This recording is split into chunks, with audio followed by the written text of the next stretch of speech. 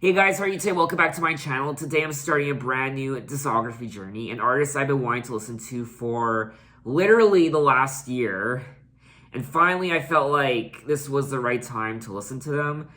I just want to listen to them. I want to listen to the Eurythmics. I want to listen to Annie Lennox. Not only will I be listening to the Eurythmics and their entire discography, but I'll also be listening to Annie Lennox's entire discography also. So this is going to be, I guess, a dual discography journey in ways, and the Eurythmics were a British pop duo consisting of members Annie Lennox and Dave Stewart. Now, something I didn't know is that Annie Lennox and Dave Stewart were both previously in The Tourists, a band which broke up in 1980. The Eurythmics were formed later that year in Australia. The Eurythmics have sold an estimated 75 million records worldwide. Now, to be honest with you, the only Eurythmics song that comes to mind when I think of the Eurythmics is, of course, Sweet Dreams Are Made of This. And I'm pretty sure that's the only Eurythmics song I've ever heard in my entire life. I mean, there might be a couple other ones I might have heard earlier in my life, in my childhood, I don't know, but I can't think of them. So pretty much 99% of the Eurythmics music is going to be completely brand new to me. I know absolutely nothing about them. I know nothing about Annie Lennox. I know nothing about Dave Stewart. So I'm going into this discography journey completely blind. Now, to kick off this series, I will be delving into their first studio album from 1981 called In the Garden. Now, I will be listening to the bonus track version of the album, which means there are a few bonus tracks near the end. So overall, I'll be listening to 12 tracks, and the album is 44 minutes. But anyway, enough talking. Let's just delve right into the album with track 1, English Summer.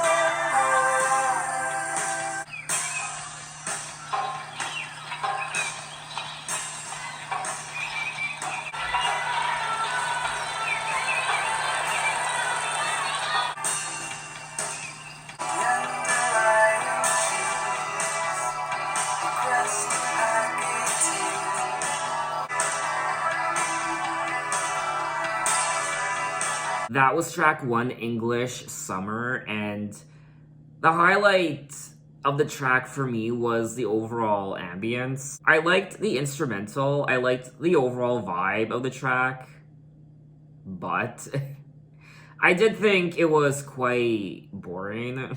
I don't know, I didn't find Annie's vocals to be particularly memorable or engaging. And even the lyrics, I don't know, I couldn't really get into this song, unfortunately. I mean, I imagine there are quite a few people who probably enjoy this song, but it just wasn't my cup of tea. Child in the distance, a memory untamed, family connections, there's a mess in the kitchen, all messages received. Always a quick reply. There's nothing like an English summer. The telephone is good, so wonderful and true. We need the time to think everyone's listening. I mean, I would love to go to England one day. I've never been to Europe, and it's definitely on my bucket list. I also enjoyed the sounds of nature on the track. You could hear the birds chirping, which added to the overall aesthetic of the song. But overall, this just wouldn't be a song I would listen to again. So let's move on to track 2, Belinda.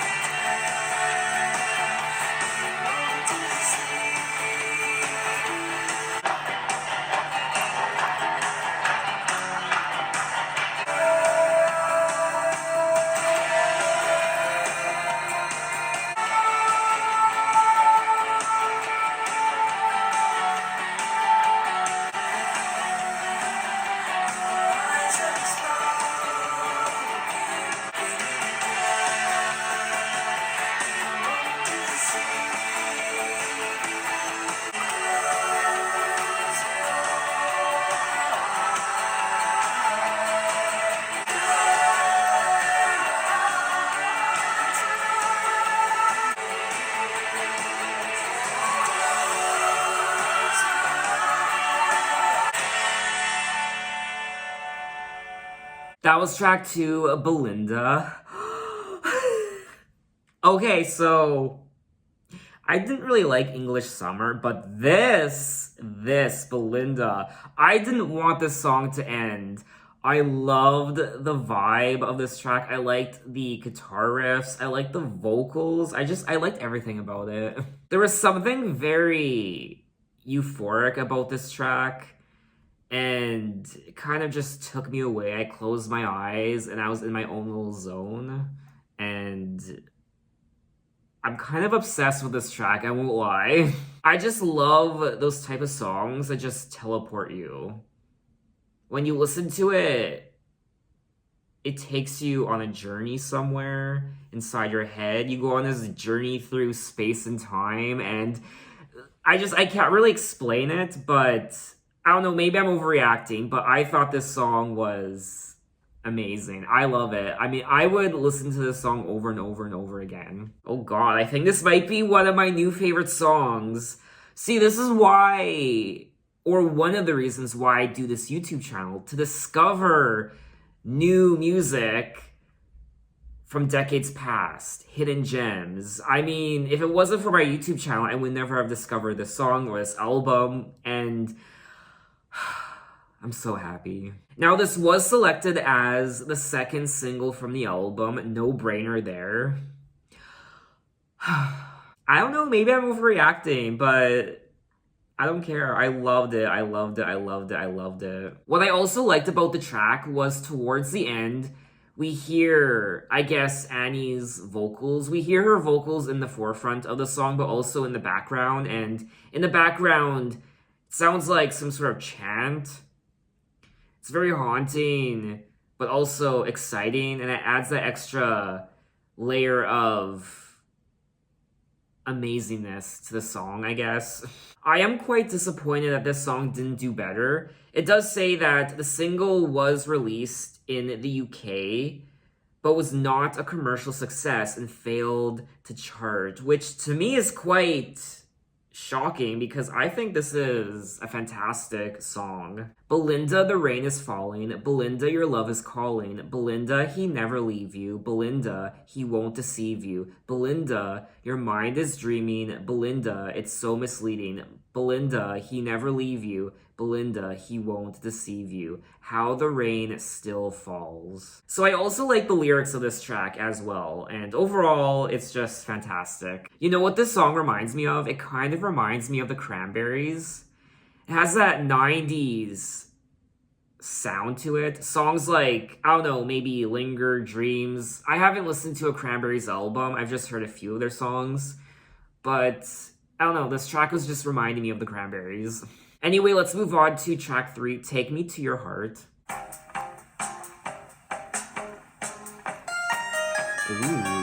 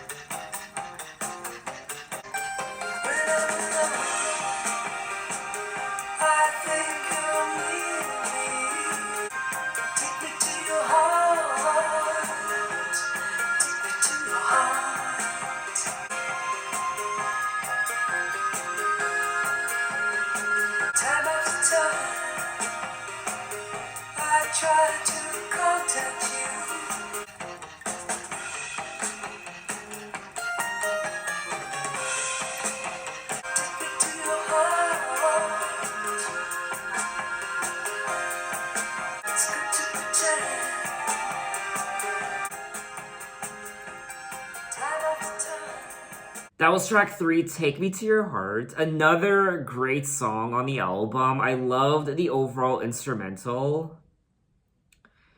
And I'm really enjoying myself. I don't know if I'm the only one, but I was getting, I don't know, it's like a mix of Ace of Base meets Grace Jones. I don't know, that's the best way I can explain it. Take Me to Your Heart Time after time, I try to contact you, and time after time, I try to talk to you, but you don't take me to your heart. Take me to your heart. When I'm alone, I think you're near me. It's good to pretend that you're with me. Why don't you take me to your heart? Now, obviously, at least for me anyway, the lyrics on this album aren't the highlight.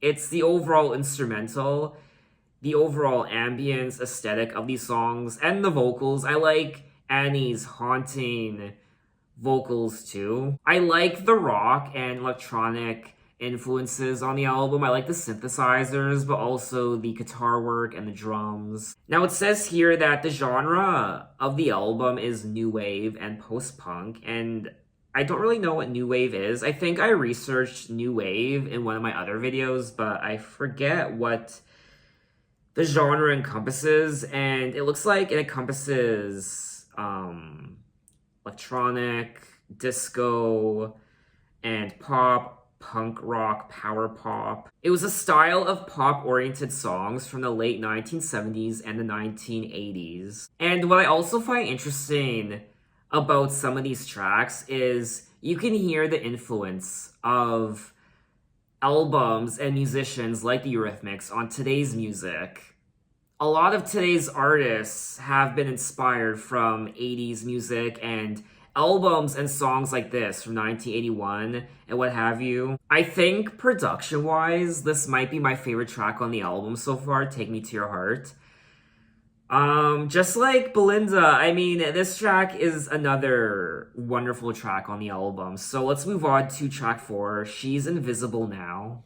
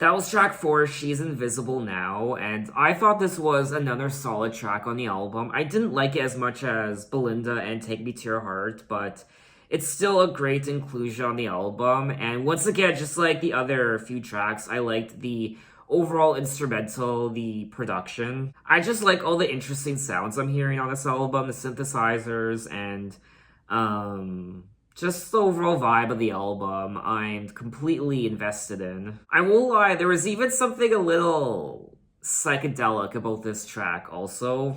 Simple reflection can be too revealing. Years are for counting, years are for stealing. She's a mathematician, calculator, counting daily, counting forever, cold, clean glass, and a razor blade. No one can see her, and the dust is collecting. 14, 13, 12, 11, 10, 9, 8, 7, 6, 5, 4, 3, 2, 1. Dark in the room where the curtains are drawn, dust is collecting forever and ever. There's something quite sad about this track. Dust is collecting, and this girl is in this dark room looking at her reflection. She's invisible now, so maybe this girl doesn't feel very happy about herself and perhaps her life. Maybe she feels ignored, she feels invisible, and there's talk of a razor blade and a countdown. This girl's counting down, so I don't know.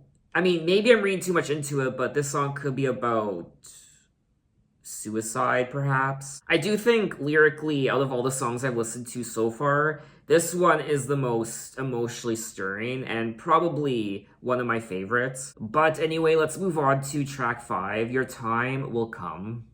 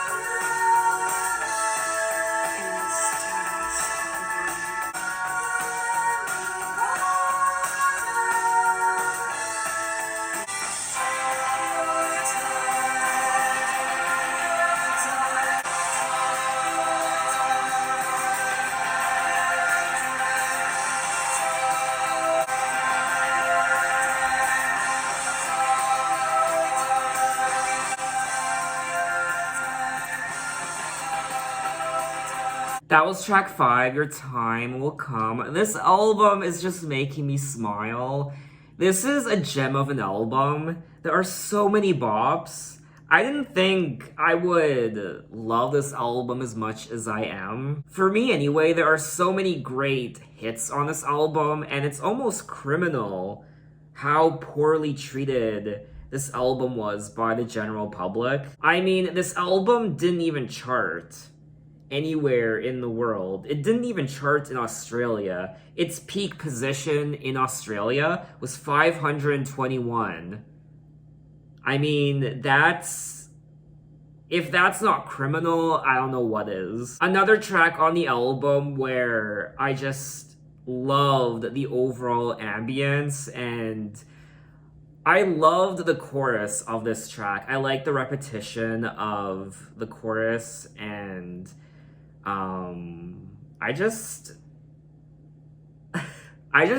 I love this album. She is but a shadow of her former self. You can't recognize her. She is someone else. Your time will come. She's not the same person. She just keeps changing. She's but a shadow of her former self. So I feel like this is a great continuation of the prior track, She's Invisible Now. I mean, lyrically, I feel like there's something quite dark happening in these songs. And then halfway through, there's a little bit of a spoken word part, I guess. In particular, one lyric where Annie says, in the stillness of morning. And that part was kind of reminding me of Madonna's erotica era. There's something quite I don't want to say epic, but there's that sense of grandeur on this track. It's like you're going on a journey somewhere and you're crossing these large plains of land and you're just flying across the sky and you have the entire world at your fingertips. It's just, I don't know, it's just, that's the feeling I was getting when I was listening to the track. I can't really explain it, or maybe I just did explain it to you, but I can't really explain the essence of what I'm feeling when I listen to some of these songs. But anyway, let's move on to track 6, Caveman Head. Is that what they called BJs in the Stone Age era? Caveman Head? Hey, can I give you some Caveman Head? Bad joke!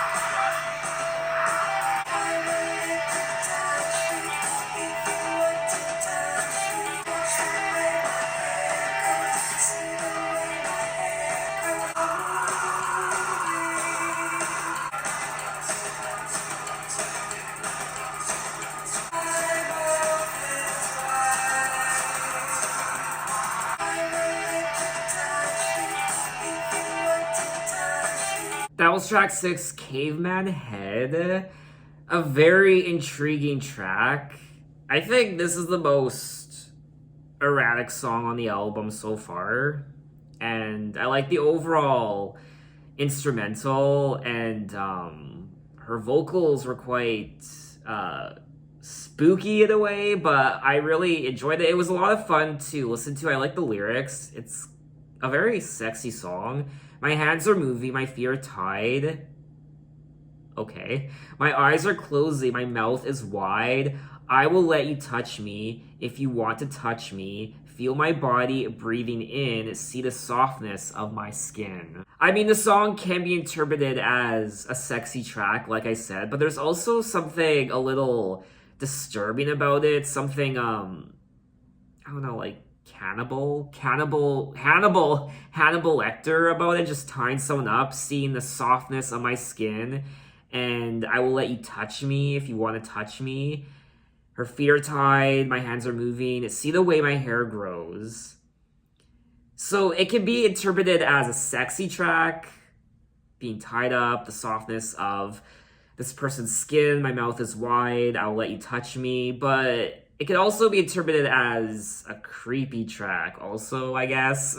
I mean, I won't lie, the production on this track is a little sinister, at least it was for me, and I liked it. It's different, and I would definitely listen to it again. I don't really know the actual meaning of what Caveman Head is. There is something a bit tribal about the production. It's something wild and tying someone up. I don't know, maybe I'm reading too much into it. I mean, Caveman Head, what could that possibly mean? Is she actually singing about a caveman's head? Like, are they tying someone up and about to roast them and eat them? I mean, or is it about something sexual? Caveman Head. I mean, I don't know anymore. I mean, my interpretation of this song could be so far off, but that's fine because I really don't know. So let's move on to track 7, Never Gonna Cry Again.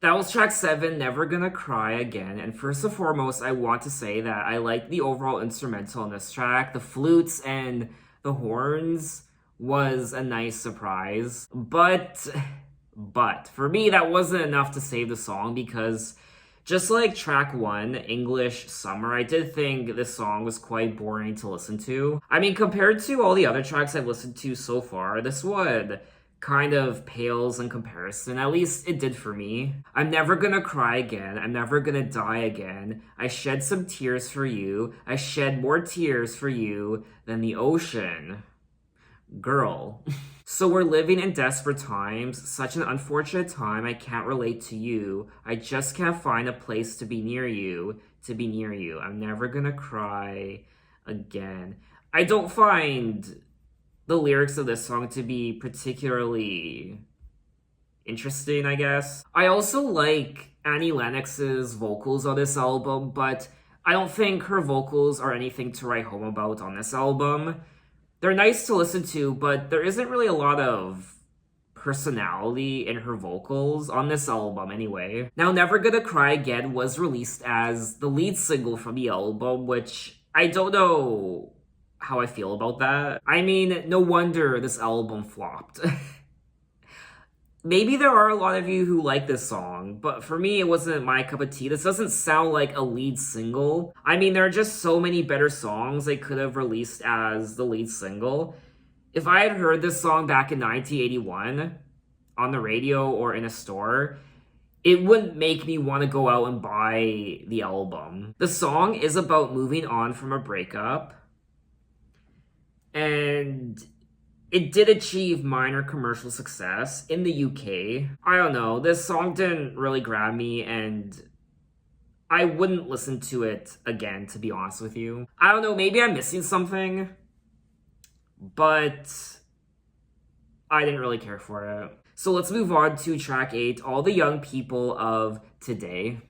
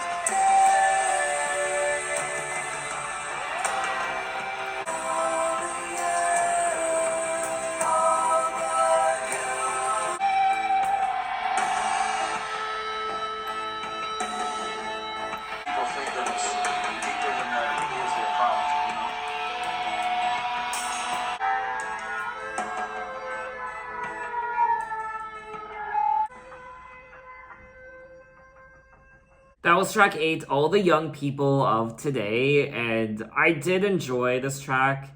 It's not one of my favorite tracks on the album, but I still liked it. Young girls, not so innocent, will give you wide eyes, will show you knowing smiles. Young men, an air of independence, can take you at their leisure. They live for pleasure. All the young people of today. Young girls, an air of mystery, are dreaming of their towers. They smell of flowers. Young men, they can do anything. They are set to win with unmatched powers. So it looks like there's some sort of, I guess, social commentary happening on this track about females and males, younger females and males. Girls and women in general are seen as sex objects, are only valued for their looks, whereas young men, there's an air of independence and they live for pleasure and they can essentially do whatever they want. They can do anything. They are set to win with unmatched powers. But anyway, let's move on to track 9, Sing Sing.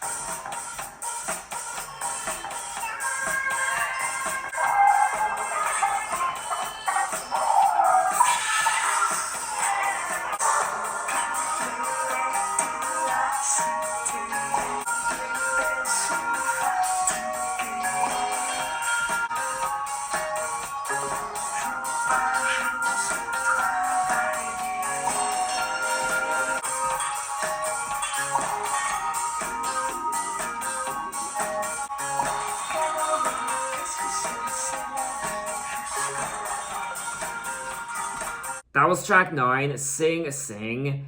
And I mean, I enjoyed listening to this track. I like the melody. I like the overall I guess production, all the quirky and strange sound effects.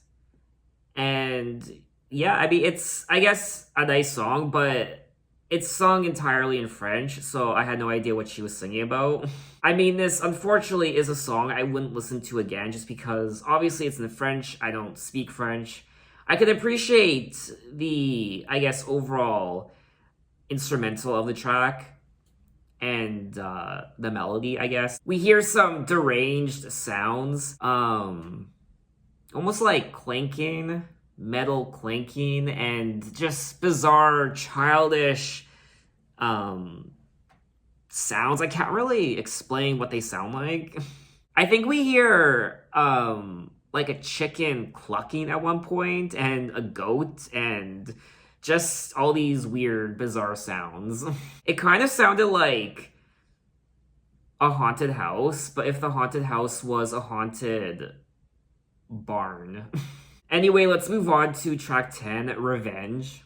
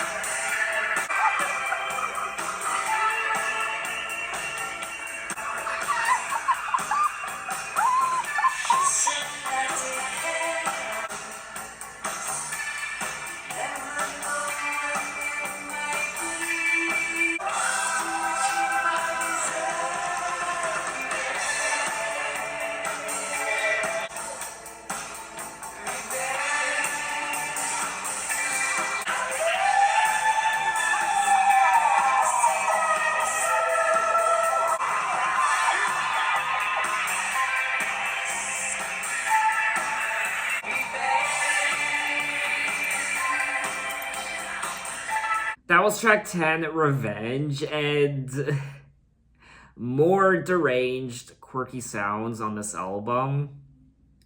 Can't really explain the sounds I was hearing. They sounded like animals, just like track 9, chickens clucking, and just these bizarre things. I don't know what to call them. Anyway, this was an okay song. I wouldn't listen to it again.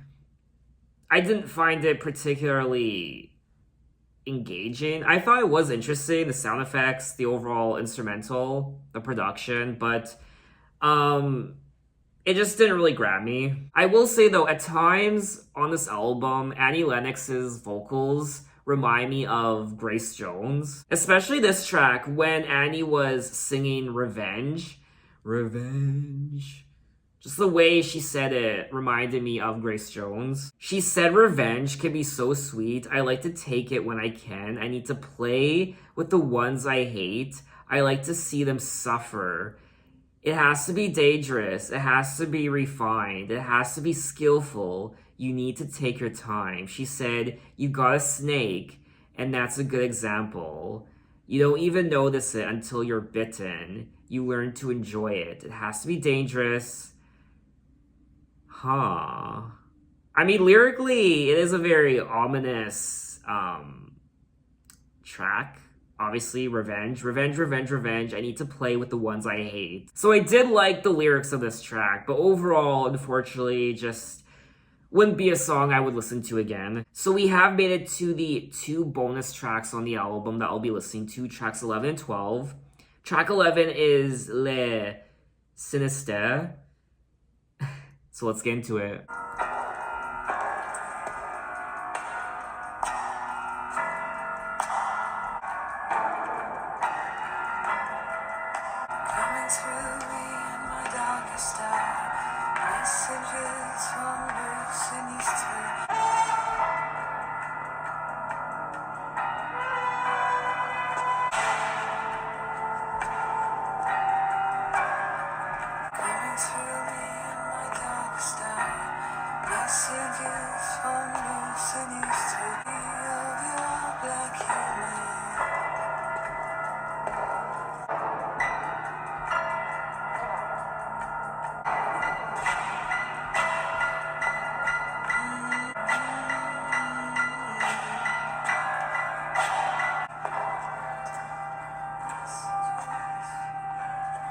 That was track 11, Le Sinister, and it was very sinister, black, ominous, haunting, and a little tense. You could hear footsteps on the pavement, I guess. Just people moving around, and it kind of conjured shadows in my mind, and just the piano. It was reminding me of just a horror movie, I guess, and it definitely did what it was supposed to do. Coming through me in my darkest hour, messages from Le Sinister, telling me about your part, warning me of your black humor. Huh. Definitely a spooky little track you would play around Halloween. I did like listening to it for the first time. I like the overall instrumental, I like the vibe, but I wouldn't listen to it again, to be honest with you. Anyway, let's move on to the second bonus track, Heartbeat, Heartbeat.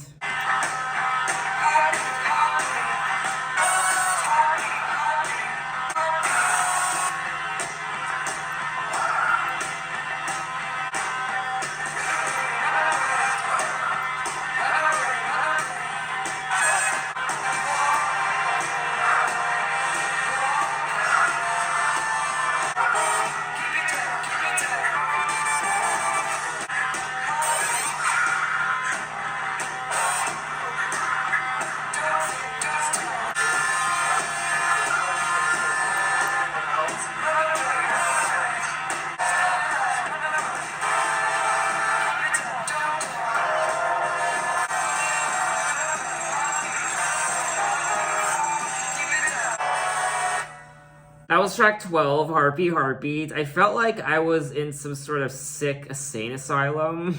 The highlight of the track was definitely the horns, and another fun song to listen to for the first time, but not a song I would want to listen to again.